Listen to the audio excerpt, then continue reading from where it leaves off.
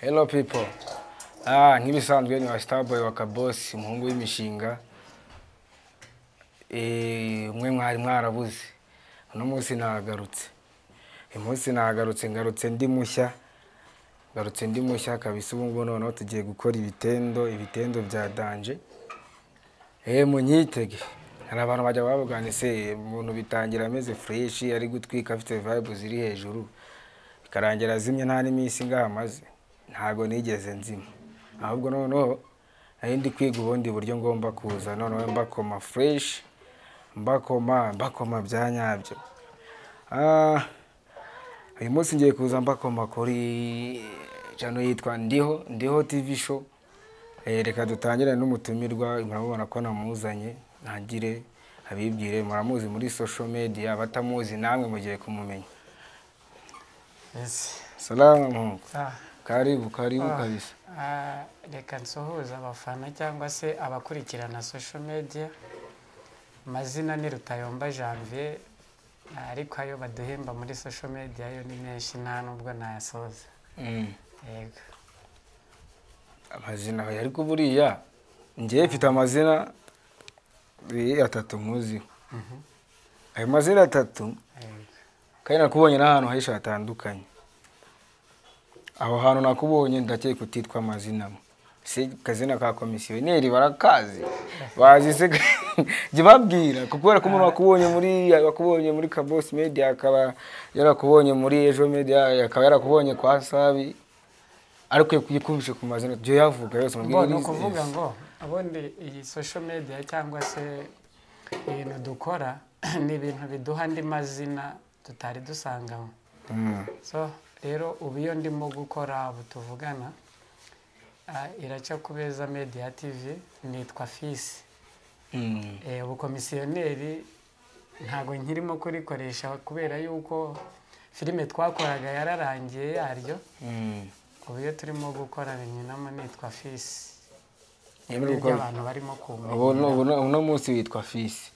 Ariko rero abakinnyi b'amafilime bamugira n'amazina menshi. Sinzi niba muri ari izina ngere ryanjemo rero ni komisiyoneri. Iyo mvuze komisiyoneri uriyumva. Ubu bakwita Fisi. Nkiyumva. Bavuga shyaka bavuga shyaka. Ese ni menshi. Rero se abakuru ndabona umeze neza. Ndaho ntacyo mbaye.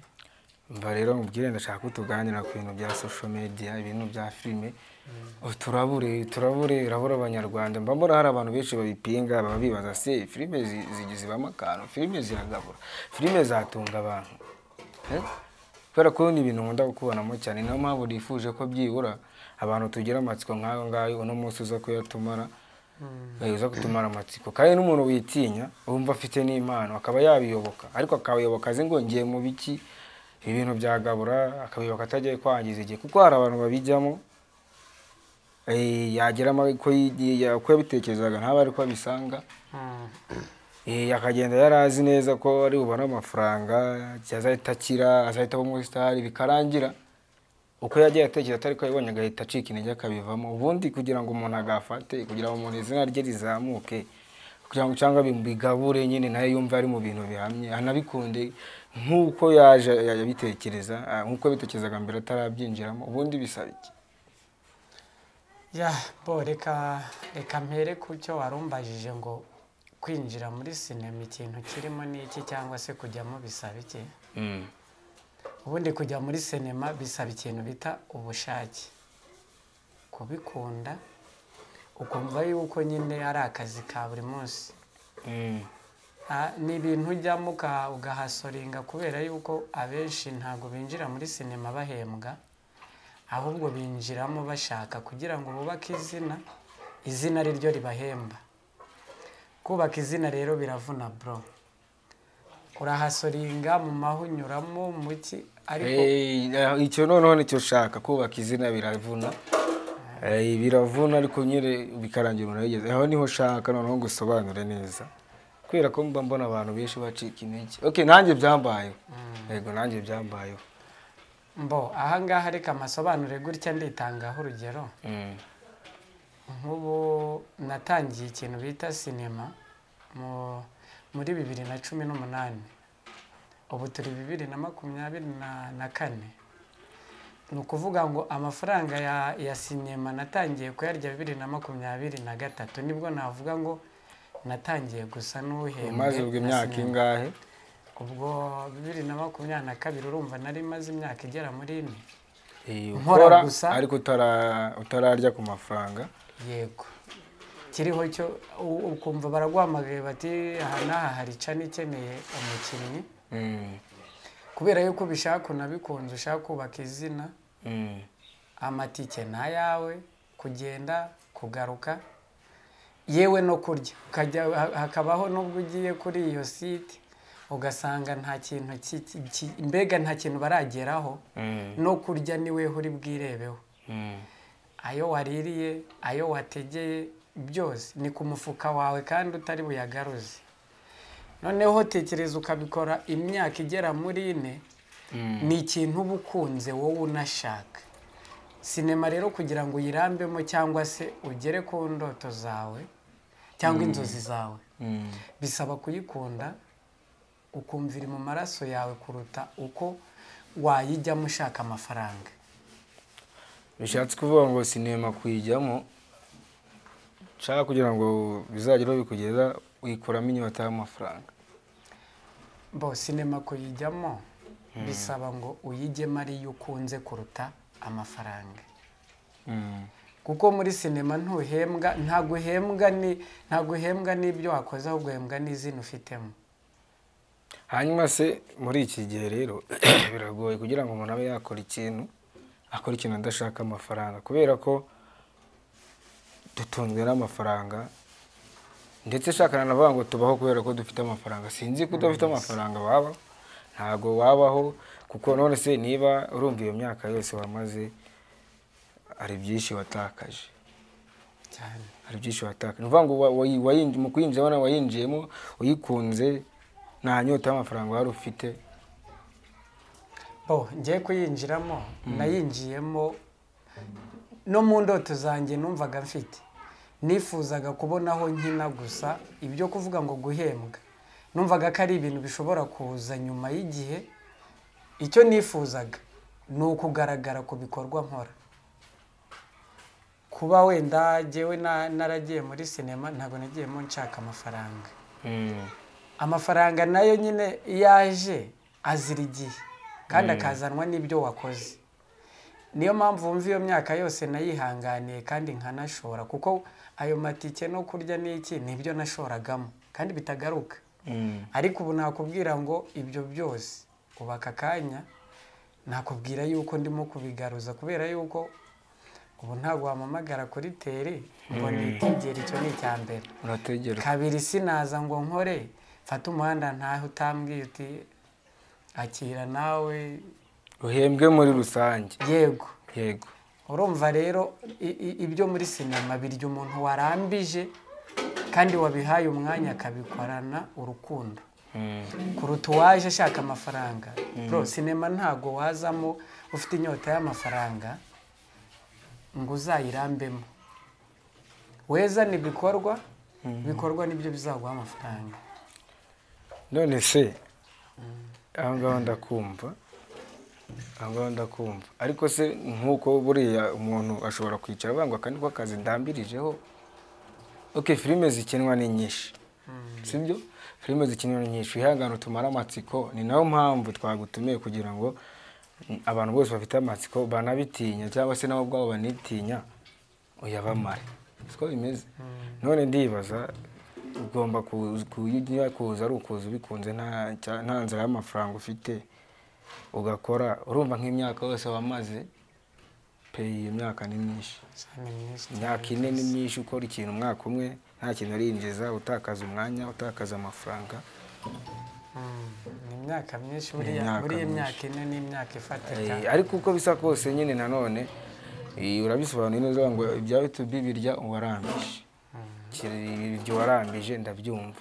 Ariko se ugereranyije n'igihe wamaze, igihe wamaze staragoringa, urumva ntago byari byoroshye. Ndakeka ni ibintu bidakorerwa ahantu hamwe.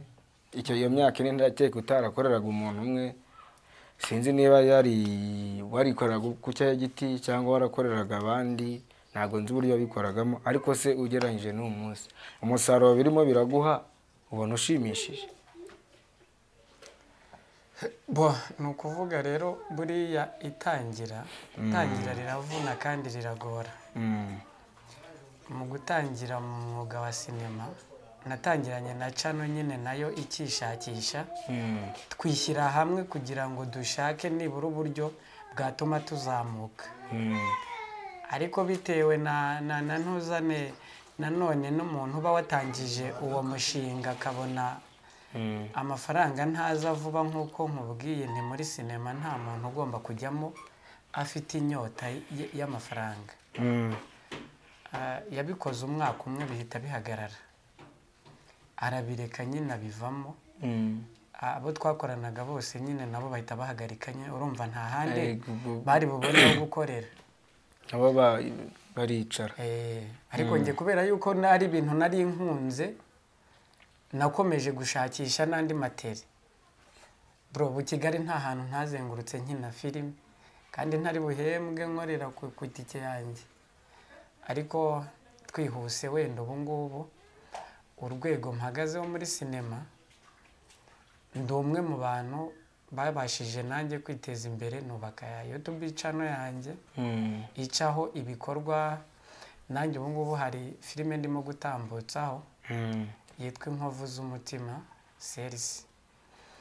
Urumva rero ubu tuvugana, nubwo natangiriye mu by'abandi ariko nanjye nubatse ibyanjye. Byaguhaye kuba nawe wakubaka ibyawe? Byampaye kuba nakubaka ibyanjye. Uko abandi bamfashaga, ubu nanjye nafasha abandi. Ubu nshobora kwinjiza umukinnyi, nshobora kwinjiza babiri, kubera yuko nanjye nzi ukuntu kwinjira bivuna. Ariko gusa muri byose ikintu bita sinema ni ikintu gisaba urukundo, ukayikunda, ukayishaka, ukayigirira inyota. Amafaranga araza, ariko aza kubera ibyo wakoze. Amafaranga araza ariko akaza kubera ibyo wakoze. Ni ukuvuga ngo wicaye nta kintu YouTube yakwinjiriza, bisaba gukora kugira ngo winjize. Wicaye erega urumva ni ukuvuga ngo YouTube channel iguhemba kubera ko wakoze. Sinari nzi ko niyo wayifungura ukayirema ukayishyira aho ngaho, niyo wakora video imwe ugashyiraho ubwo uzahembwa. Mva mubwire nawe, numvishe ngo iyi channel yawe igiye kugikora, ariko reka nkumara amatsiko nkubwire n'icyo gukora kugira ngo winjire wenda mu gakino uzi n'ibyo ugiye gukora. YouTube channel isaba kuyishyiraho ibintu byinshi kandi bifite umumaro, bifite n'umumaro igihugu n'abanyarwanda, yewe n'isi yose muri rusange. Kuko ibi ngibi wewe ubimenyereza abantu, kanabiha abantu, ugakora ibintu biri bukundwe cyangwa se biri butere, mbega biri bukurura abantu bitewe n'ibirimo kukuvugirwamo. Rero YouTube kugira ngo izaguhembe ni ukuba wakoze, kandi gukora nta kundi. Gukora ni ugushyiraho ibintu bikenewe. YouTube channel hari igihe uyifungura ukumva yuko uzafata ibintu byose, icyo ubonye ugafotora ugashyiraho. Bisaba gutegura, shyiraho ibintu bifite isuku, shyiraho ibintu biri bukundwe n'ababireba, kandi bifite n'aho bivana abantu n'aho biberekeza. Ni ibintu ugiye guha isi yose. Urakoze cyane Rutayomba, urakoze ku mwanya wawe, ndetse urakoze no gutumara amatsiko. Reka ikiganiro tugendera aha ngaha, ndabizi tuzasubira n'ubundi ugenda ubasobanurira. Ndakeka ibintu byose urabisobanuye ku bantu bacikaga intege cyangwa babireba ariko bakibaza uburyo bikorwamo. Araturabuye kabisa, araturabuye. Ntago ugomba kubijyamo ufite inyota y'amafaranga, kandi ubigomba kubijyamo bikunze. Muri make nta munebwe winjira muri YouTube, nta munebwe winjira muri YouTube. Reka duhinira aha ngaha, iki kiganiro mugikurikire, mukirebe, ndabizi kiraza kwigisha benshi rero ni Starboy nyine ni kabose wa muhungu udakina n'abana akina nabanye na kabisa ndaje nge munyitege nabaravuye wallahi nge naje none rero reka dusezerere umuhungu wacu kiganiro nawe mugikurikirane musharinge noneho nababa tipe mubwirane ko kabose yagarutse mu gakino kandi nawe ugire gute byubarabura boss siko bimeze se sawa rero umusaza reka tugire gutya asante sana murakoze wakoze nawe